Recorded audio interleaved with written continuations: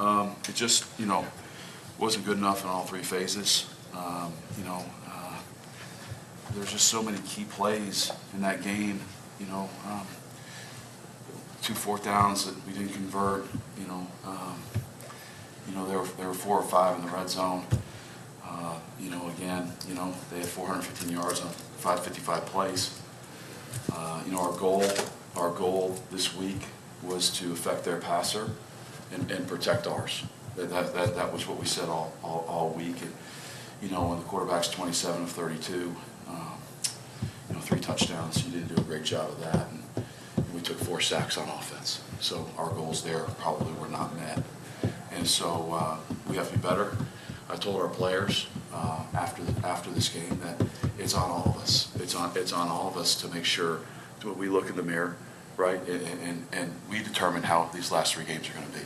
Right? There's no need to throw Gatorade bottles across the room, or we're past that point, right? So it's on us to make sure that we look ourselves in the mirror, myself included, right? Myself included, and we're going to determine how these last 3 games are going to go. I'll open it up to questions. Hi, Anthony Miller, Fan Nation Sports Illustrated. Lamont and Vinny, for you guys that are on the field, what's your approach in these next 3 weeks as you close out the season? How do you guys keep your mindset at being focused on one game at a time and winning those games? Yeah, there's 3 games left, and one of the players spoke in the locker room just now, and just do it for the guy next to you. It's one game at a time, and we're all here for the same goal. And even Flip just said it's like you go out there and because you can tell when guys start checking out. So go out there and act like you care, and play for the guy next to you, because people are noticing. And that's it. We got 3 more opportunities, and you just got to go out there and do it for the guy next to you. For sure. To second that, I say the only focus is to remain focused. Like Vinny said, it's really about the guy that's next to you. You got to be selfless out here, and we got a great opportunity to display that, and start playing the ball that we know that we can play, really. We got a great opportunity to be in a vulnerable position just to, go out there and show how we can play great ball. Coach been harping on it the whole season, and it's time.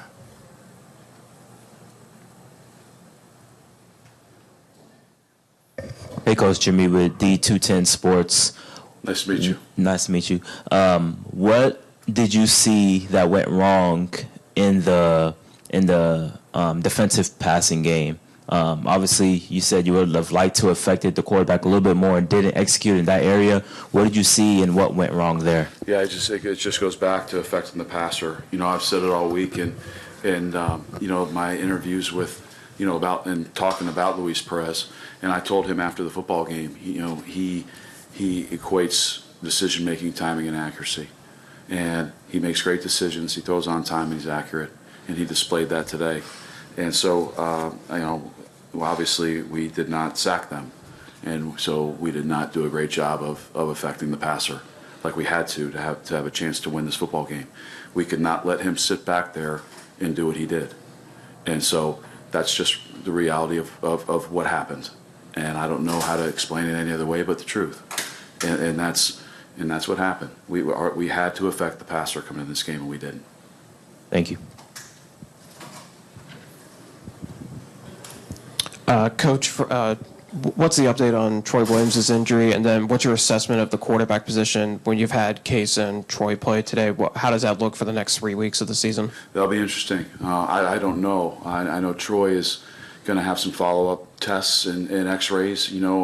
Initially, from what I was told by our doctors, the first X-ray came back negative, which was great news, obviously. But there's something else that happened to him during the course of the game. We need to get checked out, and I'll get more information on that when I go back to the locker room. I don't know, to answer your question. I don't know where we're at right now there. I thought both guys made some good plays, but I thought that both guys continue to lead plays on the field. And it was a shame. It's a shame, and I have not done a good enough job of coaching that position this year.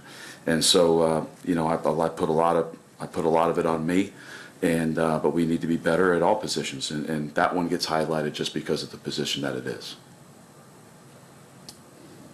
And my last question is, what positives can you take from a game like this where you can build off of those positives to go into, the end stretch of the season? Sure, there were a lot of positives out there today. I didn't think anybody gave up. I haven't watched the tape yet, but I saw guys flying around and those things, and that's the thing. Guys are continuing to buy in and play, and like I said, it'll be a big last 3 weeks for us to dig deep, and I'll tell you, I've been in some really good huddles, been in some huddles that have struggled. You really find out a lot about everybody when you go through things like this. And I hate to say it, but the tough huddles that I've been in it's prepared me for a situation like this. I've been doing this a long time, and 15 years in the NFL, 7 years Division I college football. So that's 22 plus now 2 years, second year as a head coach. Been doing this a long time. And so, I can kind of, I got to make sure that I'm myself every day. You know what I mean? Anything else from these guys? All right, gentlemen, thank you. Thank you. Thank you. You ready? Yes.